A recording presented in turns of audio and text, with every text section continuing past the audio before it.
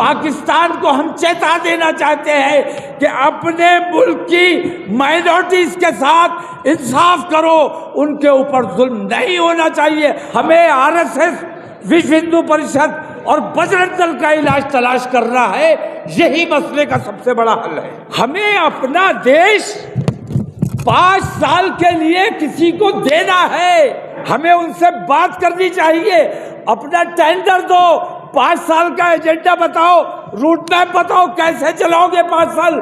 SC، OBC، minorities, تمام لوگ متحد ہو کر کھڑے ہو جاؤ، انشاءاللہ اتنی بڑی طاقت بنو گے کہ بھارتیہ جنتا پارٹی اور کانگریس تمہارا مقابلہ نہیں کر سکتی۔ ہندوستان سے تمہاری ایمبیسی ختم کرائی جائے گی۔ کیا آپ نے نریندر مودی کے NDA کے 10 سال دیکھ لیے؟ اور اس سے پہلے UPA کے منموہن سنگھ کے 10 سال آپ نے دیکھے؟ میں آپ سے کہتا ہوں ان دونوں 10 سالوں پورے آزادی سے بات کے آج تک کی بات میں نہیں کرتا، ان 10 سالوں کا اگر تجزیہ کرنے آپ بیٹھیں گے تو یہ پائیں گے کہ اس UPA سرکار کے پیچھے بھی RSS کا ہاتھ تھا، وہی دیش چلانے کا کام کر رہے تھے، اور اس NDA کے سرکار کے ساتھ بھی پورا ان کا ہاتھ ہے اور وہی سرکار چلانے کا کام کر رہے ہیں۔ ہمیں RSS، وشو ہندو پریشد اور بجرنگ دل کا علاج تلاش کرنا ہے، یہی مسئلے کا سب سے بڑا حل ہے۔ ہمیں بہت بڑی طاقت ہے ہماری، لیکن ہمیں بانٹا گیا ہے۔ تم مسلمان ہو، تم دلت ہو، تم پچھڑے ہو، اگر ہم تمام متحد ہو کر آج کھڑے ہو جائیں تو نہ NDA ہمارا مقابلہ کر سکتی ہے اور نہ یہ انڈیا والا گٹھ بندھن ہمارا مقابلہ کر سکتا ہے۔ اگر کرنا ہے، اپنے دیش کا کام کرنا ہے، اپنے دیش کے لیے مرنے کا جذبہ رکھتے ہو تو آج اٹھ کر کھڑے ہو جاؤ، دلت اور مسلم تمام کو متحد کرو، تمام کے تمام متحد ہوں گے تو ہم تیسرا مورچہ بن سکتے ہیں اور برابر کی لڑائی لڑ سکتے ہیں۔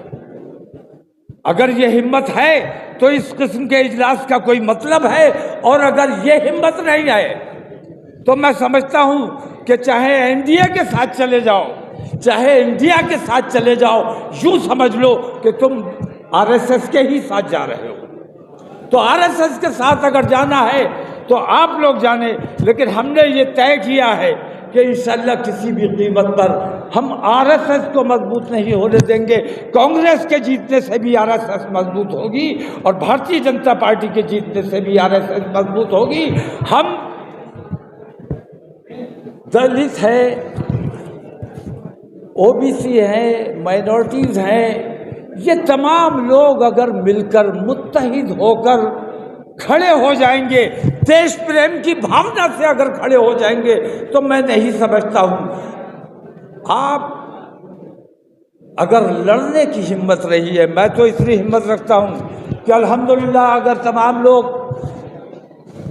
متحد ہونے کا وعدہ کریں، ایمانداری کا وعدہ کریں تو انشاءاللہ تیسرا مورچہ بنایا جا سکتا ہے۔ لیکن اگر تیسرا مورچہ نہیں بھی بنایا جا سکتا تو اتنا ضرور کیا جا سکتا ہے کہ ہم اپنا ایک متحدہ محاذ بنائیں اور کم سے کم اپنی شرطوں میں یہ رکھیں کہ اب ہم نے تمہارا جھنڈا نہیں اٹھانا ہے، ہمیں کم سے کم 50 ٹکٹ چاہیے، ہم خود جا کے اپنا کام، ملت کو، دلتوں کو اپنا کام خود کرنے کی طاقت اور صلاحیت اپنے اندر پیدا کرنی چاہیے۔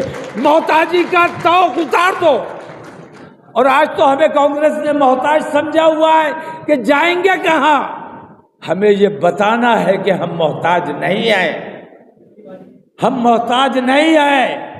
ہم اس بار 2024 ہندوستان کے لیے بہت اہم ہے، اس کو غیر ذمہ داری سے اگر نظر انداز کر دیا، اس کی اہمیت کو نظر انداز کر دیا، ہندوستان کے مسلمانوں کا بھی مستقبل طے ہونا ہے اس 2024 میں، اور ہندوستان کس راہ پر جانا ہے، ہندوستان کیسا ہندوستان بننا ہے، یہ بھی 2024 نے طے کرنا ہے۔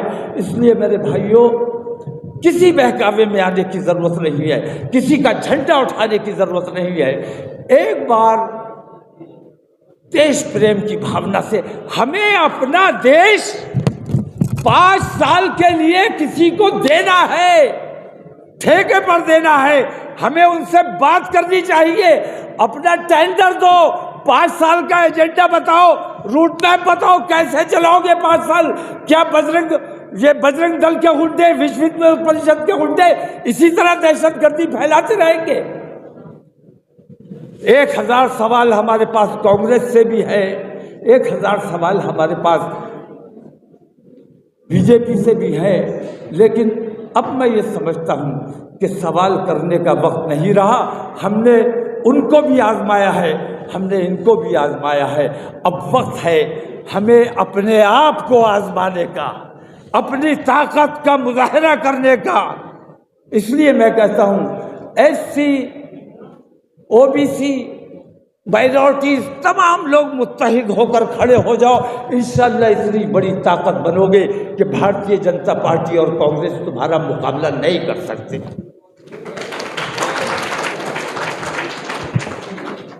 आखिर में एक बात कह के मैं अपनी बात खत्म करता हूं कि अभी परसों का वाकया है, इंडिया में जो कुछ हो रहा है हमें तो आदत है, बर्दाश्त करते आए हैं। खुद बम मारते थे, कहते थे मुसलमानों ने मार दिया, और कांग्रेस वाले हमें गिरफ्तार करते थे। हमारे बच्चों पर आतंकवाद का इल्जाम लगाया जाता था, हमारे बच्चों का झूठा इनकाउंटर किया जाता था। ये सारी तकलीफें हमने देखी हैं, झेली हैं, बर्दाश्त की है और बर्दाश्त करते रहे हैं। लेकिन पाकिस्तान में जो कुछ हुआ 2 रोज पहले, ये बर्दाश्त नहीं किया जाएगा। पाकिस्तान को हम चेता देना चाहते हैं कि अपने मुल्क की माइनॉरिटीज के साथ इंसाफ करो, उनके ऊपर जुल्म नहीं होना चाहिए। अगर उन पर जुल्म किया जाएगा तो तुम्हारा घेराव किया जाएगा, तुम्हारा बाइकाट किया जाएगा, हिंदुस्तान से तुम्हारी एम्बेसी खत्म कराई जाएगी। ईसाइयों के साथ बहुत बड़ा जुल्म किया, बाइबल को जलाया गया। मैं ये कहता हूं कि कुरान की बेहुरमती अगर स्वीडन में की गई है तो पाकिस्तान में बाइबल को जलाने से क्या उसका इजाला हो जाएगा? क्या कुरान की अजमत बढ़ जाएगी? कुरान की जो अजमत है वो अपनी जगह है। और मुसलमान, हमारे यहाँ इस्लाम में बदला लेने का कोई तरीका नहीं है, हमें बदला नहीं लेना चाहिए और हमें तमाम किताबों का एहतराम करना चाहिए। बाइबल भी हमारी किताब है, ईसा अलैहिस्सलाम भी हमारे नबी हैं। हम सबका एहतराम करते हैं, सबकी इज्जत करते हैं, तमाम धर्मों को हम एहतराम देना चाहते हैं और हम चाहते हैं कि हमारे मजहब में किसी किस्म की मुदाखलत न की जाए। हिंदुस्तान जिंदाबाद।